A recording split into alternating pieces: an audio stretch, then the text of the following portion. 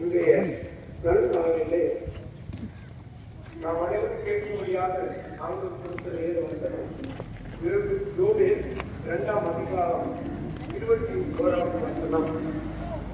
தேசமே பயப்படாது, மகிழ்ந்து களிக்கூறு, கர்த்தர் பெரிய காரியங்களை செய்வார் என்பது. தேசமே பயப்படாது, மகிழ்ந்து களிக்கூறு, கர்த்தர் பெரிய